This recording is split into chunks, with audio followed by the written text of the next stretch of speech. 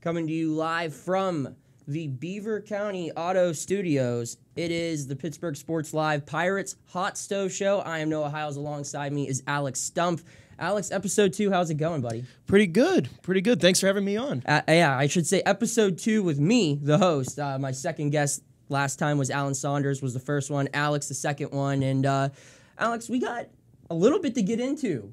A lot more than we had to talk about a year ago at this time for the Pittsburgh Pirates. They've been semi-active, that's kind of nice. Semi-active and adding. I mean, last year, whenever there was any news, it was where's Kutch going, where's Cole going. These are moves to make the 2019 team actually better. How much better? That's debatable, but there is a goal in place here. Yeah, and so let's just talk about their most recent addition. It became official yesterday. The news broke on Monday night, and it was that the club elected to sign free agent third baseman and outfielder Lonnie Chisenhall, formerly of the Cleveland Indians, to a one-year deal worth $2.75 million. Lonnie, a guy who's been a part of the Indians organization since he was drafted in the first round by them in 2011. Previously, he was drafted by the Pittsburgh Pirates out of high school in the 11th round, did not sign. So the Tribe got him in the first round. He played his entire career through Cleveland, became a starter around 2014. He was an everyday starter on that 2016 team that went on to win the American League pennant, was one rain delay away, some would say, from winning the World Series that year. And Alex, I'll pretty much start it off. I think this is a signing that hits a lot of their needs. Yeah, the biggest one being someone to play right field whenever Gregory Polanco is recovering from his shoulder injury.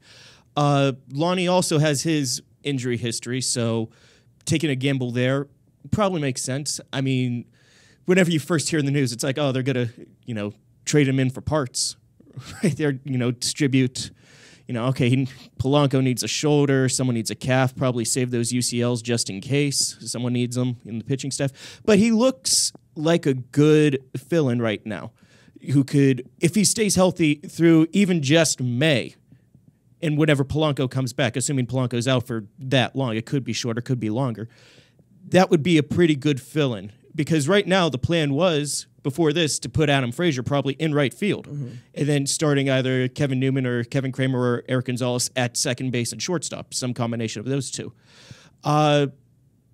It's a good fit.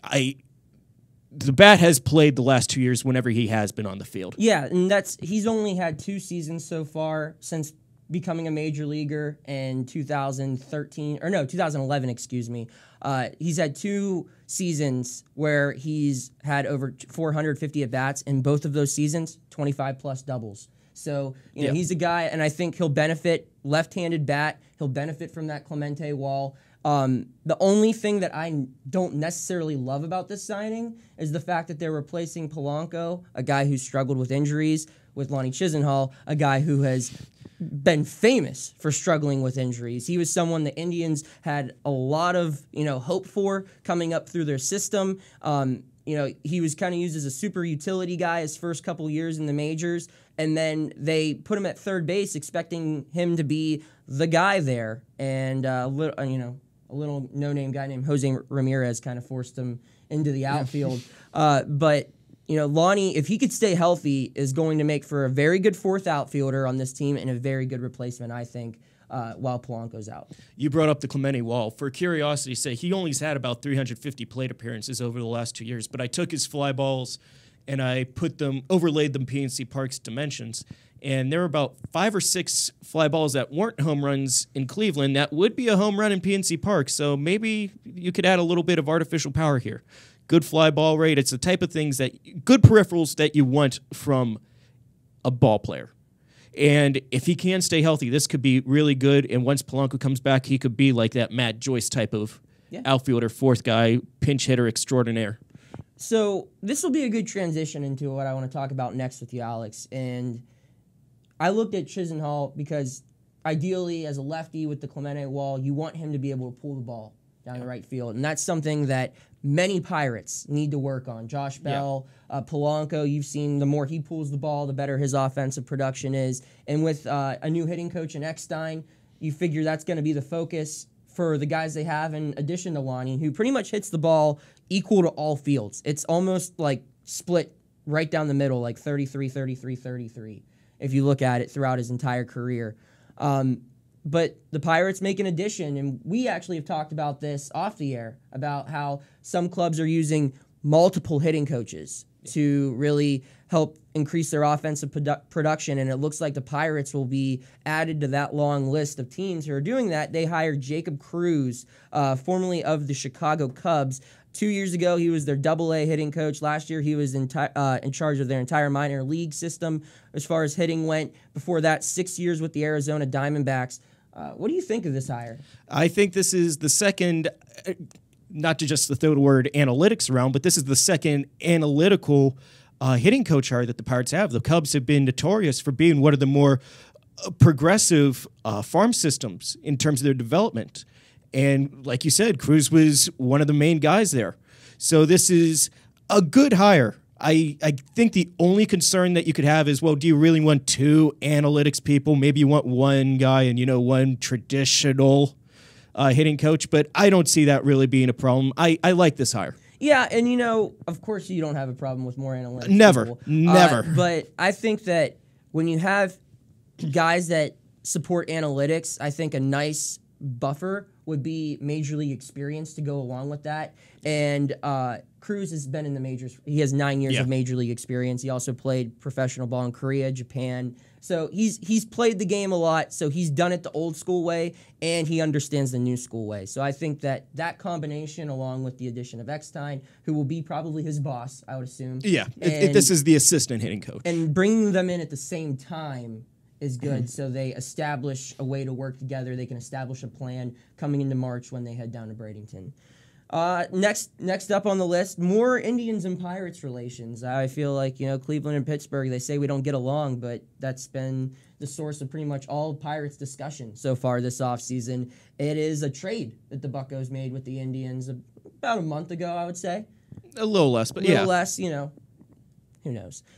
So the Pirates give away Jordan Luplow and Max Moroff, and they receive middle infielder Eric Gonzalez and relief pitchers Dante Mendoza and Tanaj Thomas. Did I say that right? Tanaj? I'm not brave enough to try. All right, well, I just did it, and I apologize if his family's watching if I got his name wrong. Alex, I think the main thing that stands out in this, there's two main points that I took away. I think it's safe to assume there was no future here for Max Moroff. No.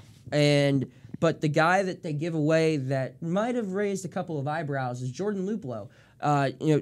Made the major leagues before his 23rd birthday. He's a third-round pick. He hit 20-plus home runs in the minors in 2017. Yeah. And he's someone that they used a little bit, or actually a lot, when Dickerson was injured, when they were still in the hunt this year. I feel like the organization had a lot of faith in him. Otherwise, they wouldn't have made the Austin Meadows deal, just knowing that they have other young outfielders behind Meadows, like Luplow being one of them. But you see him go away to the Tribe, a team that the Indians desperately need, outfield help. And Max Moroff goes along with them. The big return, I think, here is Eric Gonzalez, a guy who shows potential in the middle infield, hasn't had a ton of major league experience. I think he played in around 80 games last year. But, the Pirates coming into this offseason, their biggest need was middle infield help. He's someone that can help out with the defense there. Just another young guy who could play shortstop, second base.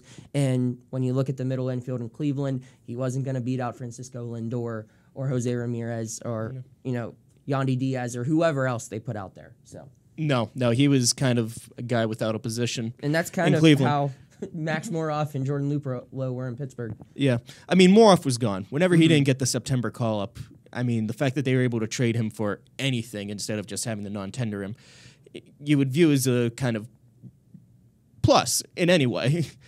So if you look at it at this trade as Jordan Luplow for Gonzales and the two young pitchers, maybe that's not a bad deal. Pirates need shortstop help, and if they think Gonzales really can be that, or at least a utility guy, then there's something there. But I don't know. Pirates must have had some poop on Luplow that they just didn't like him anymore. Because going into this spring training, the plan was that he was going to split time in left field with Adam Frazier before they got Dickerson. for those of you watching and don't know, Alex and I, we talk a lot of baseball together. Yes, we and do. Alex we have a podcast. We do. You should listen. And Alex has an allegiance to Jordan Luplow that I and Moroff. This is tough for me. These are both of your guys. This was Moroff was my guy, and Luplow was my guy substitute. Yeah, so Alex might be covering the beat for the Cleveland Indians next year, just for solely. And if they sign Sean Rodriguez, you're definitely over there. Oh yeah. So, I don't know. I don't mind. I feel like it's kind of like an exchange of, I don't want to call them junk, but it's kind of like. We don't have a place for these people. You don't have a place for these people. Let's trade. You know what I want to compare it to on a grander scale is very similar to the deal the Penguins made, where they traded for Hagelin for Pearson. Yeah, give or take. I think it's interesting that both the Pirates and Indians came into this offseason needing outfielders. So, of course, Cleveland got a Pirate outfielder and the Pirates got a Cleveland outfielder. That solved all our problems. Yeah, but to go back on Lonnie, I think that Lonnie is someone with... There's a reason why Cleveland had to move on from Lonnie. All right, so we've covered the Chisenhall signing. We've covered the trade. We've covered new hitting coach. Let's get into something a little less exciting. We don't have to spend a lot of time on it, but the 40-man roster. We saw them add some notable prospects, including Mitch Keller. To the 40-man roster. He's the top prospect in the organization. Next behind him, Cole Tucker, JT Brubaker, another really good young pitcher. I would say probably the second best pitching prospect they have right now. Maybe. He definitely had the best season last minor league pitcher of the year in the Pirates organization. So there's a reason why they wanted to protect him. So just your thoughts on this. I mean, for me, it's just kind of like, all right, we're taking this next step. Like these guys, and I mean, the Pirates have done this a lot where, you've heard throughout the years about these guys in the minor leagues, Gregory Polanco, Starling Marte, Josh Bell. Oh, they're going to be up one day. They're going to be up one day. And I feel like this is the last of that group that we've been hearing about. And, there's always more prospects to come.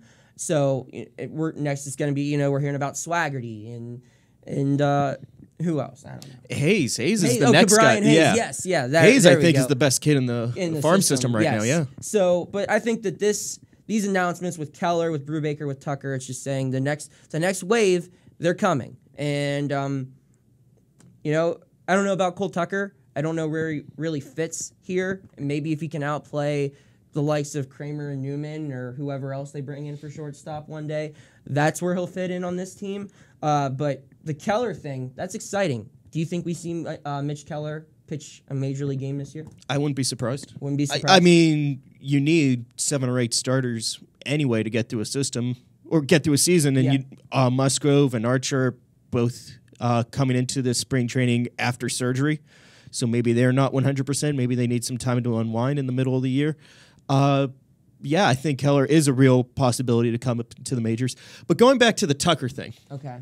This is something I haven't written about yet. I haven't said in a podcast or anything, so this is brand new, but this is something I want to advocate for. That will never happen. Okay. You just brought up, Pirates have Newman, and they've got O'Neal Cruz. So they've got plenty of shortstop prospects right now. Mm-hmm. They have no outfielder prospects. You're thinking Cole Tucker. Cole Tucker has a 70 grade arm and above average speed. Good speed. Fast runner. Could he be the center fielder of the future once Marte leaves? See, I would argue that O'Neal Cruz should be the guy to move to the outfield, just from his size. And I know that, I'd rather put Cruz at a corner because of that size. 6'4" shortstop isn't the most uncommon thing when you look at guys like Correa, who's 6'3", and what's his name from Seager. From the Dodgers, who's like 6'5". Imagine explaining that to someone from like 1985 that has a 5'8", 175-pound shortstop. But I think that O'Neal Cruz, just the build of him, and I think that you can really convert him into kind of a power bat. And I think that if you're going to move one of your shortstop prospects to the outfield, it'd be him more than anyone else. But I would be fine to see Cole Tucker. Cole Tucker could be a less fast Billy Hamilton kind of guy. Just someone who could bat at the top of your order. His arm is killer. That's the main reason why I think about that. That's why I thought Billy Hamilton, where he's not going to steal, 60, 70 bases in a year, but he can get 40, and he can bat at the top of the order. He doesn't have much power, may not have the best batting average, but when he gets on base, he can cause havoc, and he could be a very good defensive player in center field. And, Hamilton, who's also a shortstop, I believe.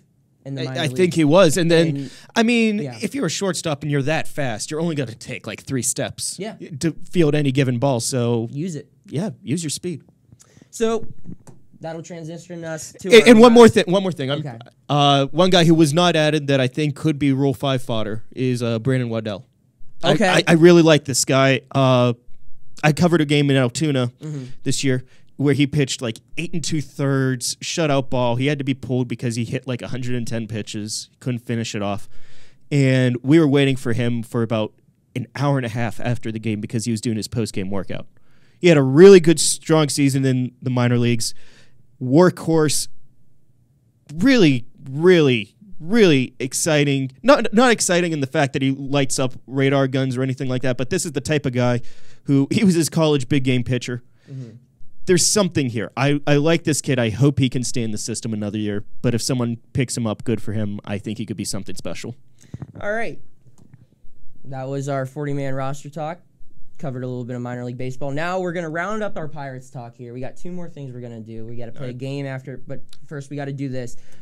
It feels like with the moves they have made, Alex, that this team really only has one thing left to cover. Maybe 2.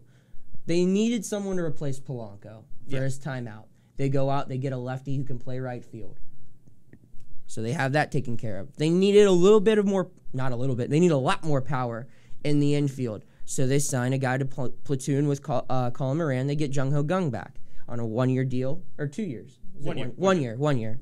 $2 million was what it was worth. Yep. Yeah, so 2.5 or whatever. In incentives. Yeah, in incentives. But anyway, so they get the power on the corner infield. They get the replacement for Polanco. They get hitting coaches to improve the power for the guys that they currently have. The last thing they need is a shortstop. You take a look at this entire opening day lineup, which is looking clearer and clearer now. We know who's going to be at first base. We now know that Frazier will probably be at second base because Chisenhall will be in right field. Of course, Marte and Dickerson will be in center and left. Third base will be either Gung or Moran, depending, who's on the mound for the opposition. And the catcher, same. It'll be Cervelli or Diaz, whoever they feel like, trotting out there to start the season. But shortstop is really the only question mark. Of course, they could add to the bullpen. A lefty arm would be nice, and you can never have enough depth pitching in general. But really, shortstop is their biggest area of need, and they're going to have about 3 to 4 months to kind of figure it out. And so, Alex, let me run through some names for you here. Who do you like out of these guys? Rank them 1 through 5. Okay. Jose Iglesias, Asdrubal Cabrera, Freddie Galvis, Marwin Gonzalez, Jordy Mercer. I think you just ranked them 1 through 5 for me, honestly. I mean, to be a shortstop, I think that would be the way to go through it. I mean, none of them are really that particularly exciting, though. Really? See, no, you're not getting Manny Machado, but I think no, you're not even asking for Manny Machado, but I don't see a 3-WAR player in any of those playing shortstop defensively. See, if I were to rank this list, and these were just, the top 5 shortstops available, if you're not counting Manny Machado, which, the Pirates are not going to sign, sorry. I would like Asdrubal Cabrera first, just because of his versatility. You can play him at second base, you can play him at third base if there are injuries. You probably teach him how to play first base if you need him there. He has the experience. He probably has the most pop out of anyone. He's the best hitter, but you trade that off for the worst defense. I would say he's probably a better glove than Marwin Gonzalez or Jordy Mercer. You're really milking up the camera with the facial expressions, aren't you? Yes. All right. So, I would go Cabrera 1. Probably, I like Marwin Gonzalez, but as far as shortstops alone, I don't know if I want Marwin Gonzalez to be my everyday shortstop, so I'll go Jose Iglesias 2, Marwin 3, Galvis 4, Mercer 5.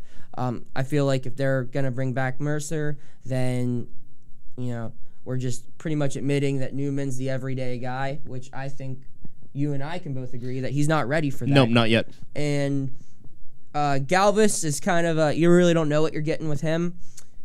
Marwin Gonzalez, like we just said, not an everyday shortstop, kind of a super utility player who can play 140 games in 6 different positions. And so, I mean, I'd be happy if they were to sign Iglesias or Cabrera. I would consider this a productive, maybe not successful, but productive offseason for the Pittsburgh Pirates. Probably one of the most productive offseasons that they have had in a very long time, because they addressed pretty much every single need that was known. They didn't do that last year. They didn't do that in 2016. No. They didn't do that after the 2015 season. So, yeah, I think that's fair. I think it's already that. We're both ready to move on from Jordy, though. Yeah, we got... Oh, I forgot to point this out. Yeah. We got the bobbleheads. This one's mine. The red jersey, Adam LaRoche. I cannot wait until we're like 50 years old and the Pirates do throwbacks and they bring back the Adam LaRoche. Not the Adam LaRoche, just the red jerseys in general. I have the Freddie Sanchez red jersey. It's my guilty pleasure jersey. It's so hideous. I hate it, but I love it. It's so good. I can't stop looking at it. Then, I had to bring the Hammer, Joel Hanrahan, and then Jordy Mercer. He might be leaving Pittsburgh, but he's never leaving Pittsburgh Sports Live. This bobblehead was here waiting for us when we came in. What also was waiting for us, Alex, as we round up the show, is a 6-pack of questions. I got to be careful. I'm about to knock one of these questions out the bottle. Did you watch the first episode? Do you know how this works? Yeah, I did. Okay, so we're just each going to pick out a beer real quick. We got to do this rapid fire. So we're going to go around the league now. We pretty much covered everything Pirates. Obviously, it's baseball in November, so I think we hit it right on the head, I would say. Anything else that we're missing? No. All right, so let's go around the league now. We've got the names of 6 players who have been rumored to be traded. So they are in these 6 bottles. We're going to take a beer out, and we are going to see the player's name on it, and then we are going to determine, are you drinking this beer saying that player will be traded? And if so, maybe throw out where. I'll go first. All right, the first player I have is JT Realmuto, catcher for the Miami Marlins. The end of that sentence alone should indicate that he will, in fact, be traded. I think the only thing that kind of hurt his trade stock, Alex, is the fact that he openly said, I want out of here. Yeah. His agent has been saying it. If he had just kept his mouth shut, I think Miami could have cut a big deal for him. If you look at the returns they got, I mean... He's going to be traded regardless. I mean, the team that's acquiring him is going to have to go based on the assumption that, well, he's not playing for Miami anymore. He's going to want to play for us. And even though he didn't want to play for Miami, he was arguably, a top 3 catcher in baseball. I would say probably the best. I think he had the best WAR out of any catcher in baseball. So, I would say that he is going to be traded, but I think he hurt the Marlins by being so open about it. You look, that was a team that they were obviously going to trade their players away last year, and they traded away that whole outfield, and they took a hit on their potential return because they were so blatantly forward about how they're going to get rid of everyone. And they're experiencing this again, not because their front office was open about it this time, but because Realmuto was so vocal about wanting to find another team. Alex, who do you got? I think Jeets hurt the trade value. And Marlins, man. Yeah. I've got Goldie, Paul Goldschmidt. Okay. I'm going to drink this beer because Arizona claims that they're going to be starting this rebuild. They're looking for takers for Zach Greinke and a couple other of their big names. AJ Pollock's leaving in free agency, so they're, I guess, punting. They're going to be one of those middle class of baseball teams that probably could be a contender if they made, 2 additions, but they're just going to punt it away. It's a shame. I like Goldie, but there's no future for him in Arizona anymore. All right, so I'm going to say Realmuto. I'm going to get bold. I'm going to go Realmuto to the Astros. All right. I think isn't Maldonado a free agent? I think so. So yeah, I'm going to go Realmuto to the Astros. I could say they lost McCann if nothing else. Yeah. Well, I mean, yeah. Yeah. And I'm going to go with the Yankees with Goldie. Oh, I was thinking Boston. I need to, brush my teeth after saying that. But all right. Let's speed this up here a One little of these bit. beers is not like the other. Yes, that's true, but we're not going to address that. We don't give any free ads anyway. That's why I kind of covered it with the logo here. All right, my next name I have is Corey Kluber. Corey Kluber is an interesting one because unlike the other teams that are going to be selling this offseason, I still think the Indians probably are the favorite to win their division in 2019, just because the White Sox aren't fully there yet. the Twins, the Tigers are still rebuilding, and so are the Royals. So I think the Indians are still best positioned to win now. I still think that they have enough pitching depth that they could make this move, but they can be picky. And I think because they can be picky and because they still have a roster that I believe they have faith in that can get them back to the World Series, I don't see Kluber moving necessarily this year. I think Trevor Bauer probably moves next year. Not this year for Trevor? No. I can't disagree with any of that. I mean, I think Cleveland's just going to be listening in on offers, but they've got the All-Star game coming this year. Edwin's coming off the books the years after. They don't have to shed salary. And baseball's middle class again. And let's be honest. I mean, they're not going to re-sign Lindor. No, he's gone. I know they have. And they've got to maximize this window. Yeah, and that's exactly 2019 might be Cleveland's last chance. They're not going to sell the farm until it is blatantly obvious that their time is done. And, they're not going to re-sign Lindor. They're probably not going to be. I know they have Ramirez a little bit longer on a cheap deal, but that's their window with those two together more than anyone else. And I guess with their young pitching. So I think that they would be foolish to trade away their pitching, which complements, their power in the middle infield. See, I think they already traded their farm. I mean, Clint Frazier, Mejia. I mean, those are two. Those were their two top prospects. Those were the guys. And you look at other guys like Aiken, who was a first-round pick. He's just not panning out. Who is Zimmer? Bradley Zimmer was a top prospect outfielder. He just can't stay healthy. He's going to be competing with Jordan Luplow for a starting spot. So, Cleveland's really got to replenish the farm system. I just don't think it happens yet. All right, go ahead. I accidentally peeked at this. I didn't think about it. So I got Thor. It's Noah Syndergaard. Who knows what the Mets are doing, man? I mean, the Mets don't know what they're doing. They're connected to Robinson Cano. They're trying to trade Thor. I don't think they trade him. See, because nobody is buying right now. Like, Fangraphs did a great story on Madison Bumgarner, like how much his trade value would be. And spoiler alert, it's not that much. And if I had my choice between cheap Madison Bumgarner or expensive Syndergaard, even though Bumgarner is going to cost more and he is going to have less team control, I'm not going to pay a lot for Syndergaard whenever I could have Bumgarner for cheap, assuming that the Giants do trade Bumgarner, which they probably won't if his value is just that. All right, last two. I got Robinson Cano. Speak of the devil. He is the latest name to arise here, and I feel like he's not going to be the only Mariner we talk about as we round out the show. Cano got the big suspension this year, but prior to that, probably a first ballot Hall of Fame career, I would say. Probably one of the best second basemen in the last 30 years. Yeah. And the steroid suspension is really going to hinder that legacy a little bit, but very good player that is expensive, but a team would definitely like to take him on. I think the Mariners have made it clear that they are cleaning house. I do see him getting traded away. Maybe a homecoming to New York. With the Yankees or the... Yeah, Yankees. No. Metropolitans, maybe. Oh, that would be the end That of his would be career. wild. That would be the end of his career. All right, Alex, real quick. Finish us off. Drum roll. That was a lazy drum roll. It was. It's Edwin Diaz, the other Mariner.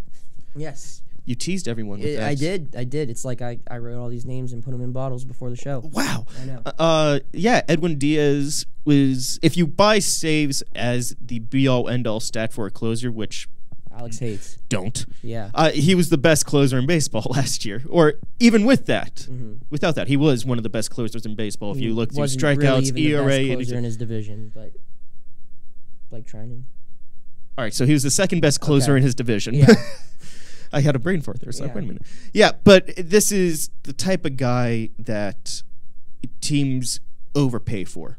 Teams overpay for relievers. They overbuy saves. Someone would give the Mariners too much for Edwin.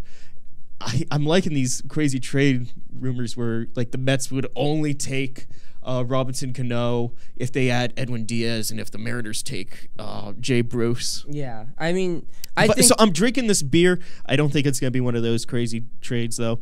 I think I'll go crazy. Houston.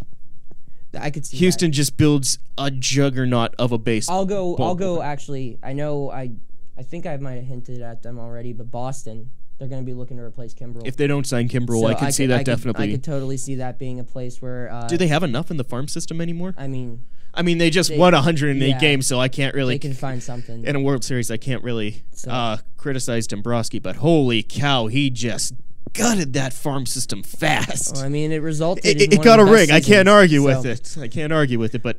All right, Alex, we're wrapping up. Where can the people watching read your stuff? They can read my stuff at Buck's Dugout. They can read it at The Point of Pittsburgh. And they can follow me on Twitter at Alex J. Stumpf, STUMPF. And you know what? They should listen to our podcast. Yes, the River Blast podcast. You can find that anywhere where you would find any of your podcasts that you'd like to listen to. We cover everything Pirates here, a little different than when we do it on the show here. But Alex, thank you for coming on. It was a pleasure. We drank some fake beers. We brought our old bobbleheads out of the attic, and we talked some Pirates baseball, which was fun. Thank you all for tuning in. We'll hopefully be back in a couple weeks with more exciting Pirates news. This was the Pirates Hot Stove Show. Be sure to give us a follow. Link, subscribe, share, do it all. For the YouTube channel, for the website itself, follow me on Twitter at Noah_Hiles95. Do all of it. Good stuff, good stuff. Thanks for tuning in. We'll see you next time on the Pittsburgh Pirates Hot Stove Show on Pittsburgh Sports Live.